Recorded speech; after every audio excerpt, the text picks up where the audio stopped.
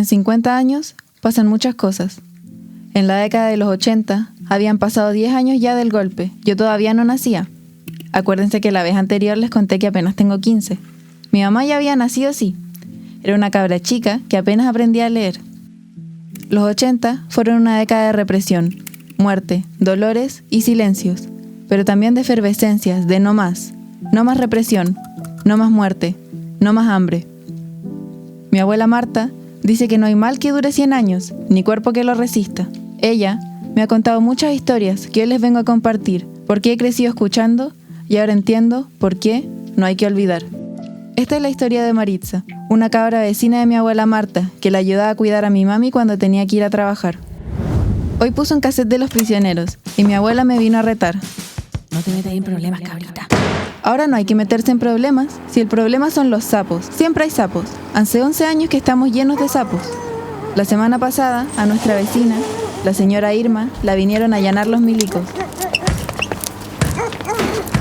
La debe de haber sapeado el vecino del negocio de la esquina. Todo por darle pensión a unos cabros de la U que andan metidos en las protestas.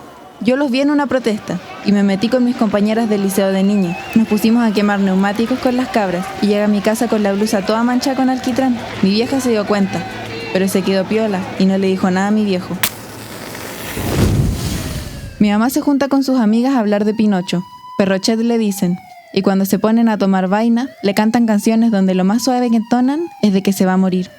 Mi mamá lo odia. Por culpa de Perrochet no pudo seguir estudiando en la U. Por culpa de Perrochet, en el 74, desapareció en Talcahuano, su amigo más amado. Por culpa de Perrochet, los malones con sus amigas deben ser hasta las 9:30 nomás, porque a las 10 viene el toque de queda. Y siempre, de punto fijo afuera de la casa, un milico. Hace un mes, 4 milicos, a las 3 de la mañana, estaban meta risa afuera, y no podíamos dormir. Entonces, mi vieja sacó la voz y les gritó, «¡Cállense mierda, no dejan dormir!» Y se callaron. Mi vieja se sintió poderosa, pero le duró 1 minuto nomás, porque después los milicos le dieron un culatazo al vidrio del living y obvio, lo quebraron.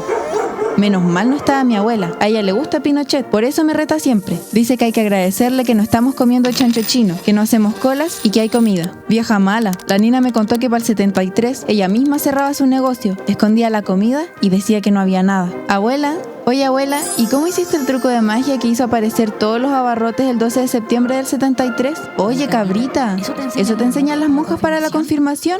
Pensé que te enseñaban a ser buena católica, pero esos curas comunistas andan puro revolviendo el gallinero. Yo quería contestarle unas tremendas verdades acerca de su presidentito, pero mi mamá me miró con cara de «Llevemos la fiesta en paz, porfa». Me dio rabia, así que puse fuerte mi cassette de Los Prisioneros. La vieja sigue gritando, pero yo ya no la escucho. En mi mente solo suena «Ya viene la fuerza, la voz de los 80. Ya viene la fuerza, la voz de los 80». Compañera Maritza, presente.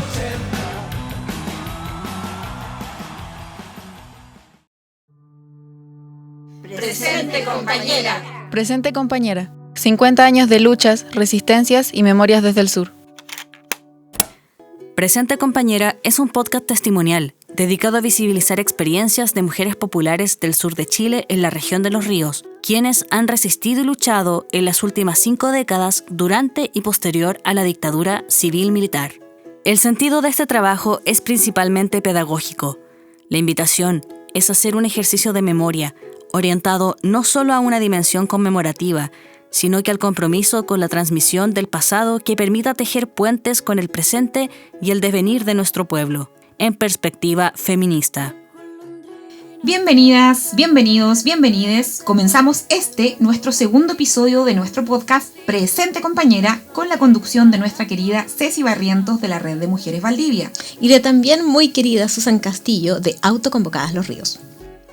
Damos inicio a nuestro segundo episodio situado en la década de 1980 a 1990. Durante esta década, el país estuvo bajo la dictadura civil-militar de Augusto Pinochet, quien, mediante un golpe de Estado, activado por la derecha política y empresarial en concomitancia con el gobierno de Estados Unidos, habrían llegado al poder en 1973. Durante este periodo, enfrentamos como pueblo la represión política y la violación a los derechos humanos que arrasó por todo el territorio, norte a sur y sur a norte, usando los recursos y el aparato del Estado para tales fines. Horrores de una dictadura que aún en el presente continúan en impunidad. La dictadura buscó legitimarse con una constitución que fue sometida a un escrutinio a principios de la década, donde no existió registro electoral, no hubo posibilidad de campaña de la oposición al régimen, a lo que se sumó mensajes amedrentadores en caso de votar en desacuerdo. Pinochet implementaba a fuego y a sangre políticas económicas neoliberales, abriendo así el mercado y privatizando empresas estatales, lo que generó crecimiento económico para unos pocos en el país, básicamente un sector de élite. Pero aumentó la desigualdad y la pobreza en el pueblo, precarizando aún más la vida de las mujeres. En este periodo, también, mientras las agrupaciones de familiares y los organismos de derechos humanos profundizaban sus acciones, se levantaron grandes manifestaciones públicas en las calles del país y movimientos de resistencia contra la dictadura civil-militar. Al final de la década, el año 1988, el plebiscito marcó el camino hacia una democracia pactada, que dio inicio a un momento post-dictadura en el año 1990. Para conversar desde el sur y desde la trayectoria de grandes mujeres protagónicas de la historia en este periodo, nos encontramos hoy con tremendas invitadas, Gloria Antiao y Glenda Vera. Glenda participó durante este periodo de la agrupación conocida como Las Pastoras, a través de la cual, junto a otras compañeras, hicieron una actividad de protección y seguridad hacia los manifestantes, evitando que estos sufrieran mayores represiones. Gloria, por su parte, tiene una trayectoria de militancia política desde su infancia y durante este periodo, junto a otras compañeras, levantó el colectivo feminista Pilar Pedreros. Vamos a conocerlas. Queremos partir preguntándoles, ¿cómo fue la década de los 80 acá en Valdivia, en el territorio que ustedes habitaban en esa época? Yo creo que como todo el país, con mucha represión, uno tenía mucha desconfianza. Desconfianza del vecino, de al frente. Todo lo que hacía lo hacía un poco con miedo. Pero si pudieran como de pronto contarnos un poco de cómo fue la década de los 80 en Valdivia, cómo las vivieron ustedes desde sus distintas líneas, no sé. Gloria, Glenda. Sí, yo en particular viví una represión bastante cruel porque pertenezco a un sector de Valdivia que se llama Población El Pantano, que históricamente fue la primera toma de terreno en Chile y por lo tanto tenemos características muy de izquierda o teníamos. De hecho, los títulos de dominio fueron entregados por el presidente Salvador Allende el año 72, aun cuando la toma de terreno ocurrió hace ya 72 años. Entonces estábamos como marcados nosotros en ese sector, se conocía como el sector rojo. Y además tuvimos, por ejemplo, que correr el riesgo de que algunos dirigentes políticos de peso pesado en Valdivia fueron a buscar refugio más encima a ese sector, lo que generó mucho temor y mucho peligro para muchas casas. Pero sin embargo, la gente y sobre todo los jóvenes, que eso es admirable ya en esa época, que los jóvenes fueron muy resistentes y ellos estaban cada día o cada noche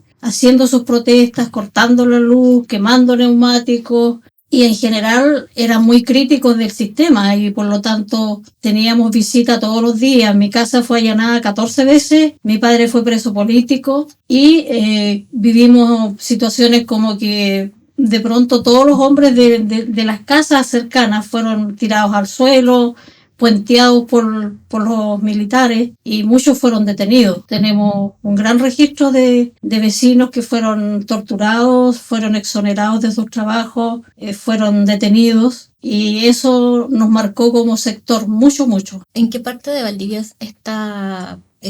estuvo este sector que se conoce? Está entre Baquedano y Bueras. Toma desde Aníbal Pinto hasta Orotegui. Eso es considerado el sector El Pantano porque eso era un pantano originalmente cuando la gente se tomó ese terreno.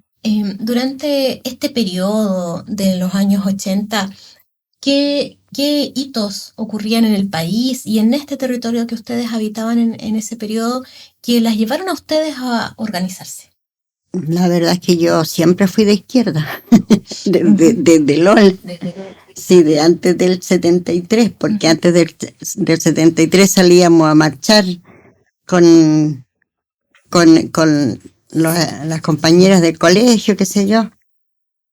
Después lo único que hice fue que tenía que tratar de ayudar a alguien porque está muy fea la cosa. Solidaridad. Eso. Ese sentimiento la fue uniendo. Sí. Pero sí, además que uno veía, aunque las noticias no eran reales, pero siempre uno sabía cosas efectivas y uno conoció, por ejemplo, los movimientos que tuvieron las mujeres en Santiago con la vicaría, se sabía que buscaban a los desaparecidos, entonces fue generando eso mismo, toda una resistencia social en las poblaciones que exigían que la gente apareciera, que se diera lugar a investigaciones. Entonces, a raíz de lo mismo, en las poblaciones se generó toda una fuerza subterránea, así en realidad, porque no podíamos hacerlo público, obviamente, pero había organización clandestina, eso era muy claro. Los chicos se juntaban, se hacían reuniones. De hecho, yo participé en esa época en un centro de madres, curiosamente,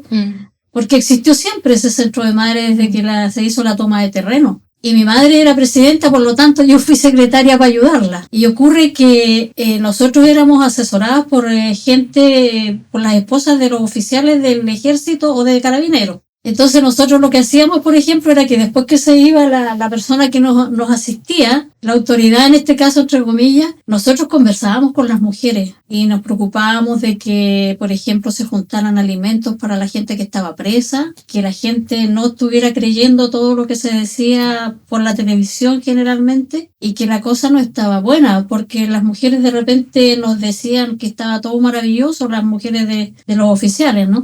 Así que eso también ayudó a que las mujeres en concreto, por lo menos en mi sector, tuvieran más conciencia de lo que estaba pasando. Yo quería preguntar ahí, ya que entramos de lleno con el rol de la mujer, lo que ustedes recuerdan de esa época, ¿cuál era el rol de la mujer? ¿Qué tipos de mujeres había? Porque ustedes hablaron recién de que las señoras de las esposas de los militares o la opinión dominante que había, la opinión que era ley, en el fondo decía, no, esto está todo normal, esto no está pasando nada acá. Pero ustedes tenían otros grupos de mujeres que se activaban y que tenían otra perspectiva del asunto y que eran finalmente las que estaban en la calle organizándose o asistiendo a otros en este sentido de solidaridad también. ¿Cuál era el rol que ustedes recuerdan? ¿Qué mujeres habían? ¿Cuál era el rol de ustedes mismas en ese entonces? Bueno, en general yo creo que las mujeres teníamos, digo, porque me incluyo, mucho temor. Entonces lo que uno hacía era conversar la situación real de lo que estaba ocurriendo. Se visitaban las vecinas, los parientes, se organizaba un tecito de pronto en la casa de alguien, se simulaba un cumpleaños para juntarnos. Entonces uno hacía un trabajo de hormiga porque no había otra posibilidad. Recuerdo muy bien que en una Navidad, antes del año 80, se repartieron cassettes de la obra de Neruda en algunas casas donde uno sabía que había gente que estaba comprometida con la oposición a la dictadura. Entonces se fueron tirando cassettes en los sitios, ni siquiera se tocó la puerta, sino que tiraban un cassette de regalo para Navidad. Y ese fue un acto solidario muy bonito. ¿Y eso sale desde una iniciativa de quién en este caso? De un grupo de jóvenes. Ya. Y las mujeres, como las mujeres podíamos salir con niños, con sobrinos, con hijos, entonces era más fácil moverse y ellas se repartían los regalos. Pero ¿cómo hacían este trabajo de contrastar lo que aparecía en las noticias, en la oficialidad, digamos, del discurso, mostrando que eso era mentira? Bueno, porque la gente se daba cuenta. O sea, como yo viví en esta población, pasamos muchas peripecias, entonces las mujeres sabíamos lo que estaba pasando en realidad, no lo que se quería, no lo que nos contaban, por ejemplo, en este caso, quienes nos asesoraban. En una ocasión, por ejemplo, vino la mujer de Pinochet a un gran acto que se hizo en el Coliseo, donde ella vino a premiar a algunas mujeres de Valdivia. Generosamente, a mi mamá le tocó una batidora eléctrica. ¿Y los premios por qué eran?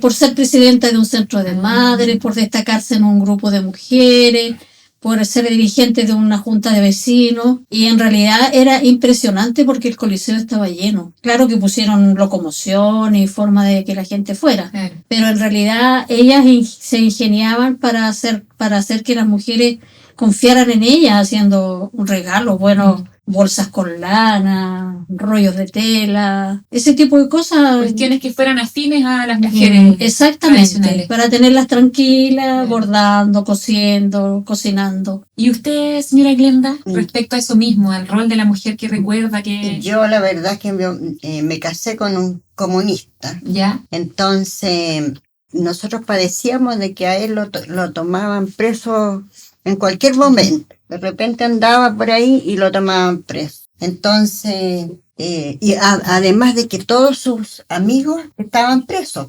Así que ahí en el año 75, un día me fui a ver a los amigos de él, que yo no los conocía, pero él me dio una listita de esos amigos que estaban presos y yo fui a la cárcel a ver. Entonces conseguimos ayuda con un alemán que nos mandó, nos cooperó, pero eso era una cosa de nosotros nomás, para ir a ver a los chiquillos, llevarle ciertas cosas que necesitaban y las familias. Visitamos las familias y había familias que estaban muy mal. Ahí llevábamos mercadería con el alemán que me consiguió la ayuda, porque él consiguió la ayuda con unos amigos de él allá en Alemania, porque allá llegó, yo no sé cuánto llegaría porque él no me entregó dinero, sino que me entregaba cosas. Claro. Para la gente. Como materiales, como claro. Ropa, imagino, cosas así. No, Mercadería. Mercadería.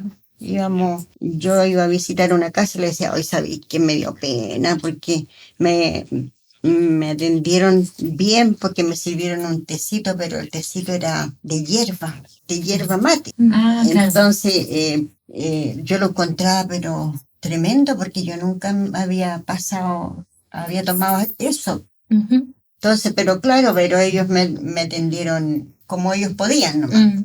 Entonces yo le decía que me dio pena, pero se nota que están mal, aunque ellos no se quejen. Entonces ahí nosotros hacíamos un pedido y le llevábamos a esa casa un pedido como para el B, una cosa así. Y bueno, ese trabajo lo hice hasta en el 77, porque en el 77 hubo no me acuerdo cómo se llama eso, pero le dieron asilo político a casi todos los chiquillos que estaban en la cárcel. Entonces ya ese trabajo lo dejé de hacer. Y después estaba en la casa, me vino de visita una amiga que era casada con uno de los chiquillos que estuvo en la cárcel que se habían ido a Holanda.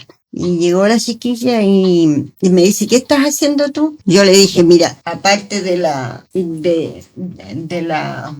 estar en la célula todavía, pero nada más. Entonces me dice, oye, me dijo, ¿sabís que a mí me invitaron a un grupo que se está juntando en la iglesia La Merced, que trabajan y a lo mejor a ti te serviría porque tú tenés más experiencia, porque tú ya trabajaste con los presos, qué sé yo. Claro.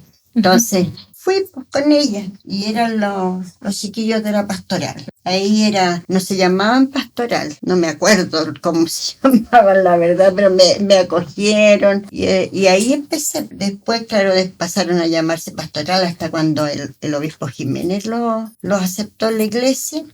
Entonces ahí pasamos a ser parte de la iglesia, pasó a ser pastoral de derechos humanos. ¿En algún momento sintió que el hecho de ser mujer tenía algún significado especial en la participación en este grupo, en el grupo de la pastoral? No, bueno, todos éramos iguales. Sí, ahí no teníamos. Pero la pregunta, quizás a mí no tengo todo claro. La pastoral, este grupo en el cual usted inicia, la pastoral, luego trasciende y termina siendo lo que fueron las pastoras, ¿cierto? Sí, es que nunca nos llamamos pastoras, si pasa que pastora nos puso un teniente de carabineros que peleaba con nosotros en la plaza. Entonces nos decía, señoras, ustedes lo que tienen que hacer es ir a la iglesia y pegarse en el pecho con el obispo. Eso es lo que tienen que hacer, no andar aquí molestando. Claro, o sea, entonces el nombre que nosotras conocíamos y por la cual, no sé, pues llegamos a ustedes las pastoras, era un nombre que ustedes les pusieron. Claro. No era que ustedes se autodenominaran pastoras. No. Y ese carabinero después decía, ¡ay, vienen estas viejas otra vez! Las viejas pastoras. Él nos puso las viejas pastoras otra vez. Ah, ya. Ahí está el origen del nombre. Yo no lo tenía muy, muy claro. Sí, las viejas pastoras. Y ese rol que ustedes tenían ahí era básicamente prestar como contención, apoyo, ayuda, ayudar en lo que pudieran, como... Nosotros hacíamos de todo y poníamos, qué sé yo, recursos de amparo, ¿no? Qué sé yo, para los chiquillos que tomaban presos. Nosotros andábamos en las protestas porque teníamos que andar para saber a quién tomaban, a quién se llevaban y a quién no. Teníamos aconsejado a los chiquillos de que cuando empiece la bomba, no, que llegaba la policía y las bombas lacrimógenas y todo eso, que siempre cuando los pesquen griten su nombre y su carrera para nosotros saber a quién defender. Estás escuchando Presente Compañera. Así con las pastoras yo no sabía que es el origen en el fondo. No entendía muy bien que de ahí venía, que había sido un nombre que en el fondo les pusieron casi despectivamente, Sí. como a modo de burla. Ustedes hacían acá un trabajo que era homólogo al de la Vicaría de la Solidaridad en Santiago. Sí, Por el tema de todo el trabajo legal, digamos, tratando de poner recursos de amparo y todo eso. sí, Pero ustedes también estaban en la calle. sí. ¿Cómo era el trabajo que hacían ustedes en la calle? Cuando eran las protestas, Protestábamos también. junto con los chiquillos. Con los chiquillos nos metíamos con los chicos y protestábamos igual, nomás de que nosotros estábamos más alerta a la hora que empezaban a tomar preso. Era como también una suerte como de contención en caso que alguien se lo llevaran. Sí, pues se Ya. llevaban los chicos, entonces nosotros partíamos detrás, a veces le quitábamos a los chicos los tacos. ¿Cómo hacían eso? Las que eran mayores decían, oiga, ¿cómo se va a llevar a mi hijo? Suelte, si ese es mi hijo, si es mi hijo, qué sé yo. Y no eran sus hijos. ¿No? Y a veces resulta Claro. que los dejaban y otras veces nos tomaban presos a nosotros también. Para mí nunca me tomaron, sino a otras compañeras las tomaron. ¿Cuántas serían más o menos? Nosotros éramos como unas 8 por ahí. Ese era el grupito constante de Las mujeres, Ya, claro. unas 8 mujeres que estaban en las pastoras. Sí. ¿Y alguna vez se preguntaron ustedes por qué somos solo las mujeres las que estamos en esta pega aquí en la calle? No sé. No. ¿Y si lo piensa ahora? Ahora lo pienso porque somos más corajosas nomás.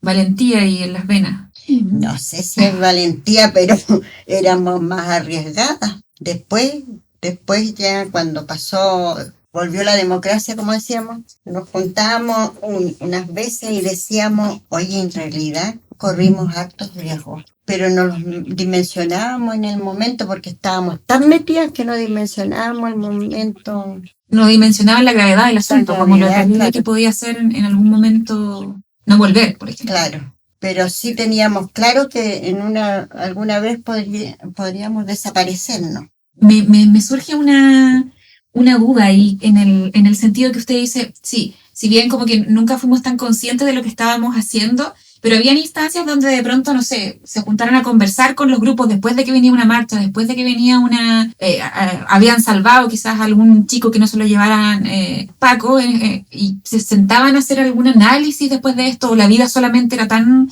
rápida que pasaba y no había momento de hacer algo reflexivo. La verdad es que nosotros no hacíamos análisis ni nada. Después que pasaban las cosas, lo que hacíamos sí era reírnos mucho. Sí. Reírnos mucho, pero siempre encontrábamos situaciones que a nosotros nos divertían. Y yo creo que eso nos hacía súper bien porque uno olvidaba por un rato los problemas que estaban pasando. Incluso en los momentos como de terror. Sí. ¿Usted comparte esa apreciación? Sí, yo creo que las mujeres tuvieron un rol protagónico en esa época por la decisión de las mujeres en realidad. Y además porque, aunque no había un gran respeto por las mujeres por parte de la autoridad, sí había un poco de contemplación, no así con los hombres. Porque si había un hombre metido en un grupo donde había muchas mujeres, los hombres eran los primeros en ser detenidos. A las mujeres le tenían como un poco de respeto ellos. Y sobre todo cuando ya empezó a salir a la luz pública esto de que los golpeaban y que los llevaban detenidos, entonces se empezaron a preocupar de no maltratar a las mujeres así tan públicamente. Pero en general las mujeres tuvieron un rol muy importante en ese tiempo, sin duda. Estás escuchando Presente Compañera. ¿Cómo fue evolucionando el trabajo que ustedes hacían en derechos humanos, señora Glenda, ya para finales de la década de los 80, cuando vino el plebiscito, comenzó el gobierno de Elwin, como en esa época? ¿Cómo fue evolucionando? Bueno, nosotros en el plebiscito estuvimos trabajando. Nos pusimos al servicio de las cosas que habían que hacer. Y después de eso comentábamos las cosas que pasaban, porque después ya no habían marchas, qué sé yo, no teníamos que salir. Entonces ya empezamos como a calmar las cosas y a analizar. Ahí analizamos las cosas que habían pasado, qué pasará con las personas que alguna vez desaparecieron y todas esas cosas. Queremos preguntarle también a Gloria acerca de tu participación en el colectivo Pilar Pedreros.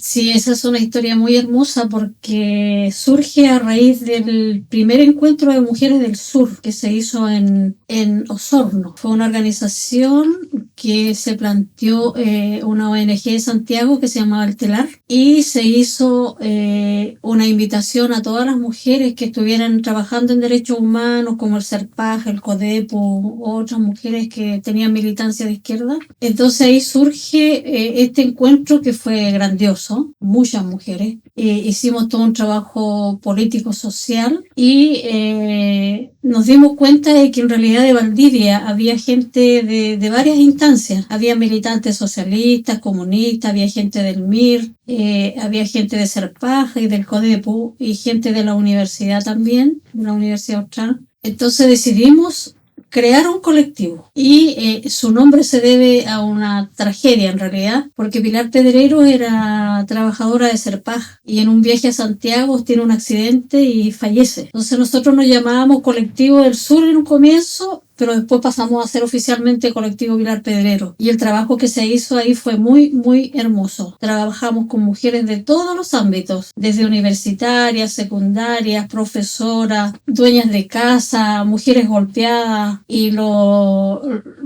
recogimos en realidad una gran cantidad de experiencia por parte de las mujeres de Valdivia, que nos llenó de orgullo. Por ejemplo, las mujeres que trabajaban en casas particulares, ¿ya? Con ellas tuvimos varias jornadas, no tan solo en Valdivia, también en Osorno, en Puerto Montt, y en Santiago nos reunimos también con ellas y las instamos a organizarse, porque en esa época no había sindicatos, no había leyes que las protegieran. Entonces nosotros invitamos a que las mujeres se empoderaran y asumieran un rol más decisivo como trabajadoras de casa particular. También pasaron, por ejemplo, por el colectivo Pilar Pedrero personajes como, recuerdo yo, la Marta Mesa, que fue gobernadora, fue concejala de Valdivia. Ella también participó de nuestros talleres. Tuvimos talleres, como yo les cuento, de mucha índole. La que fue hasta hace poco Seremi de Cultura, Antonia Torres, también fue participante de nuestro colectivo como en un taller. Entonces fue en realidad muy beneficioso para las mujeres de la época trabajar con ellas.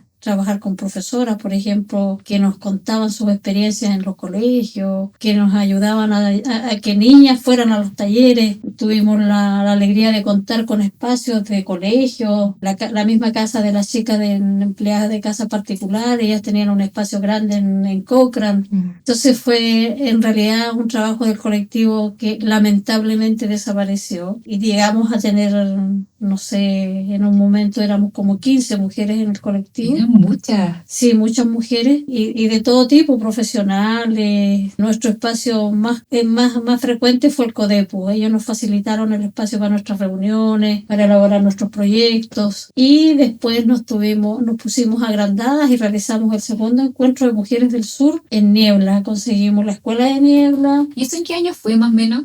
Eso fue un poco después del 90. Ya, pero todo parte del 88, claro. La organización. También invitamos a mucha gente, llegaron artistas, recuerdo por ejemplo a la Maja Dial, que estuvo con nosotras participando. Entonces, de verdad, el trabajo del colectivo es histórico. Marcó una época muy especial que lamentablemente se perdió porque la gente que participaba tuvo que partir a otros lados y nos quedamos muy poquitas acá. Yo quisiera preguntar, ¿cuánto tiempo duró el colectivo? Así como poniéndolo en un marco temporal, ¿cuántos años estuvieron activas? Más o menos 6, 7 años. 6, 7 años de actividad. No es menor. No es menor esa cantidad de tiempo. ¿Y alguna vez se hizo la reflexión de el ser mujeres haciendo todo este trabajo y ser solo mujeres? Bueno, en realidad nosotros teníamos un espacio de reflexión casi siempre después de nuestra jornada para evaluar el trabajo, para corregir errores, para ver qué podía hacerse mejor. Y por supuesto nos congratulábamos a nosotras mismas de ser capaces de lo que estábamos haciendo, ya porque por ejemplo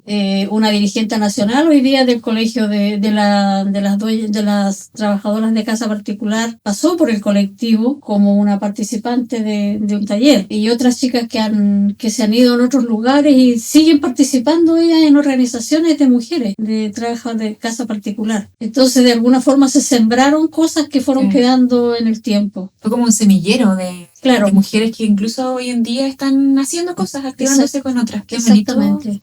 Esa historia. Poderoso. Sí. ¿Y qué se conversaba acerca del rol de las mujeres en aquella época, en el colectivo? Bueno, básicamente nos dimos cuenta del poder que teníamos. ¿Ya? Eso fue muy importante, porque normalmente uno se acostumbró a que los que hacían los discursos y preparaban las cosas eran los hombres. Y nos dimos cuenta que las mujeres sí éramos capaces de hacer cosas y de hacer cosas importantes en el ámbito propiamente de las mujeres, ya que las mujeres siempre estuvieron un poco como a la deriva de todas estas acciones que podían significar, por ejemplo, educarse, conocer cosas. Nosotros como colectivo participamos, por ejemplo, en talleres con la Casa de la Mujer La Morada, donde se planificó todo lo que ahora es el Ministerio de la Mujer. Nosotros fuimos la base, como con otros colectivos del país, de todo lo que significó no a la violencia contra las mujeres. Se hizo todo un trabajo en conjunto con la Casa de la Mujer La Morada para presentar un anteproyecto contra la violencia. Cada vez nos fuimos llenando de más cosas como colectivo, y eso nos enriquecía y nos alegraba, porque en realidad nos consideraban a nivel nacional, o sea, aparecíamos en las revistas, aparecíamos en la Agenda de la Mujer, el CIDE, por ejemplo, que era una organización al alero de la iglesia, que eran educadores populares. Ellos siempre tuvieron presente al colectivo Pilar Pedrero para educarnos a nosotras, llevarnos normalmente a Punta de Chalca, donde se hacían cursos de educación popular para poder trabajar más tarde con mujeres. Quería preguntarte también si es que dentro del colectivo el tema de la represión política, las violaciones de los derechos humanos de aquella época, de alguna forma fue parte de las reflexiones, de las conversaciones, de las acciones. Por supuesto que sí, porque de hecho algunas de nuestras compañeras fueron detenidas en su momento, ¿ya? Entonces, obviamente, cuando nace el colectivo, nace precisamente con el afán no solo de ayudar y educar a las mujeres, sino que también ser como un amparo frente a lo que estaba ocurriendo. Y eso fue reafirmado por el trabajo que hacía el CODEPU, que ellos nos apoyaban. Entonces, igual había un nexo que nos obligaba, entre comillas, a ser responsables frente a lo que estábamos haciendo en relación a los derechos humanos. Que había que plantear la situación a las mujeres, que cómo se conversa, por ejemplo, cuando una compañera es torturada. Es difícil que una mujer pueda contar, pero nosotros pedíamos que por lo menos hicieran una reseña para que las otras mujeres se dieran cuenta de que realmente la tortura existía, y no solo para los hombres, sino también para las mujeres, y a veces era más terrible. Entonces, eso hacía que la gente pensara que había que entrar en defensa de los derechos humanos. O sea, no podíamos quedarnos con que estás preso, pobrecito o pobrecita, sino que había que crear toda una fuerza que dijera no a la violación de los derechos humanos. Y en ese punto, pensando en el trabajo que hacían ustedes como las pastoras, que las denominaron así, ese cruce también del saber cómo se torturaba, ¿ustedes eran conscientes de pronto de esta brutalidad que quedaba un poco casi como escondida? ¿Cómo lo vivían ustedes? Nosotros bueno, todos los días se recibían denuncias en la pastoral acerca de alguien que fue torturado. Así que nosotros estábamos al tanto de todo lo que... Pero con lo que respecto a pasaba. este lado más crudo de la tortura directa hacia las mujeres, las violaciones o... También tuvimos compañeras que llegaron a contarnos lo que habían pasado. Era fuerte. Y de pronto me imagino que a veces las herramientas que tenían como que quedaban chicas frente a todo este horror. Pues Pero claro, uno se iba inventando, me imagino, sobre la marcha cómo ayudar. Claro, por ejemplo, el caso de la compañera que ya está fallecida, la María Ríos, la mamá de quien soy la delegada presidencial de Valdivia.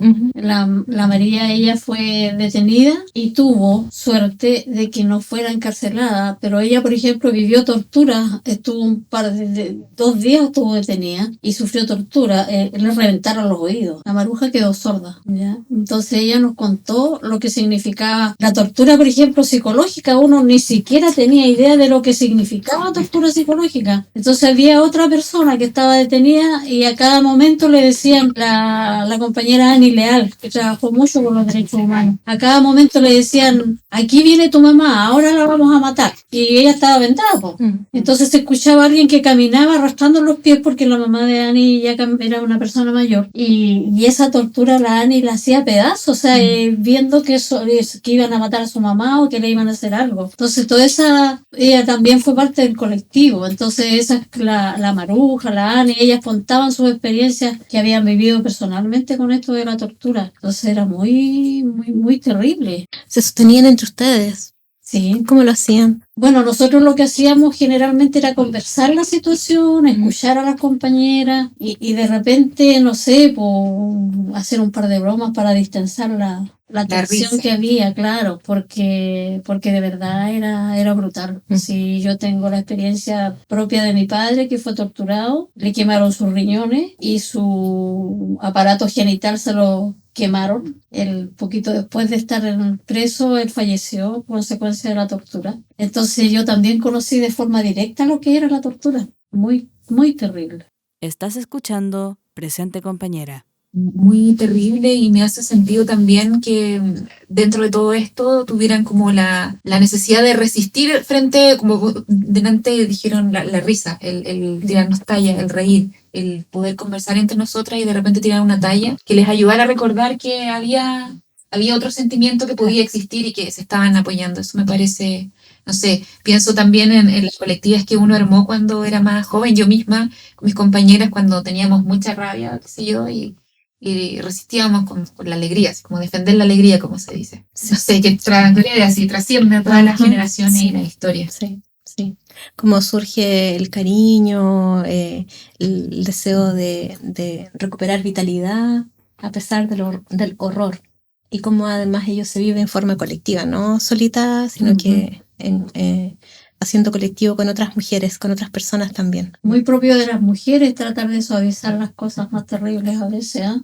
Buscamos las mejores palabras, lo más suave para tapar horrores. O para sobrevivir, yo creo, También. como para poder sobrellevar la pena, la rabia y la angustia, porque escenarios que no iban a desaparecer tan pronto, estaban ahí en el día a día. Yo les quisiera preguntar a cada una, ¿cuáles creen ustedes que ha sido como el aporte a la historia y la memoria del sur, de nuestra Valdivia, de nuestra región, en las luchas en las cuales ustedes se movilizaron? ¿Hay algo concreto que les haga sentido mencionarlo? Bueno, nosotros dejamos huella porque nos fuimos muy reconocidas por el hecho de que andábamos peleando por los chicos, y tanto que trabajamos, ponte tú, que nosotros nos encargábamos de visitar a los relegados, que en esos tiempos se usaba mucho mandar relegados para uno y otro lado del país. Cuando llegaban aquí, nosotros nos encargábamos de verlos a dónde quedaban, cómo se las iban a arreglar, qué sé yo, todo eso, y de visitarlos. Los visitábamos. Para una Navidad hicimos no sé qué cantidad de panes de Pascua para llevarle a todos, porque en ese año era el récord de relegados y presos. No me acuerdo por qué habían tanto. Bueno, por las protestas de todos los meses, tenía sido lo más, pues claro, porque cada mes tomaban. Claro, y hubieron épocas en que había como pic, ¿ya? porque se sabía, por ejemplo, que se estaban organizando los comités regionales de determinados partidos en determinadas ciudades. Ellos lo sabían todo, ¿ya? Entonces como que empezaba una vigilancia y de repente, sin mediar ninguna reunión ni nada, empezaban a detener gente. Yo recuerdo el año 86 que hubo una masiva detención en Valdivia de mucha gente. Ahí cuando descabezaron al Partido Comunista. Claro, el comité regional y todo. Todos tomaron a todos. Entonces había...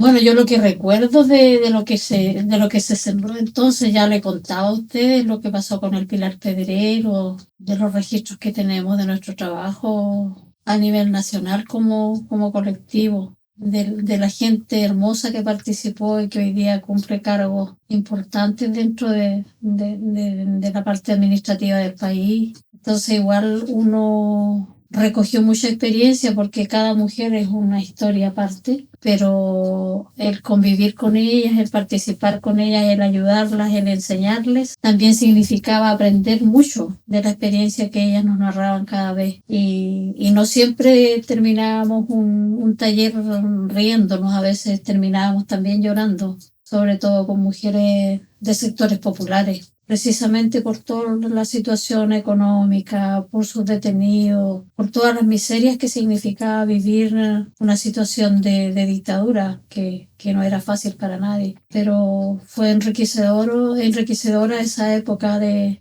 trabajo, porque yo creo que lamentablemente, yo siempre digo, hasta antes del plebiscito teníamos un enemigo común y teníamos mucha fuerza. La organización era potente, era fuerza, tenía una fuerza increíble. Llegó la supuesta democracia y cada uno como que nos fuimos digregando y fuimos desapareciendo y las organizaciones se fueron conformando con esto que parecía democracia. Desapareció el enemigo y nosotros también nos fuimos a nuestros cuarteles.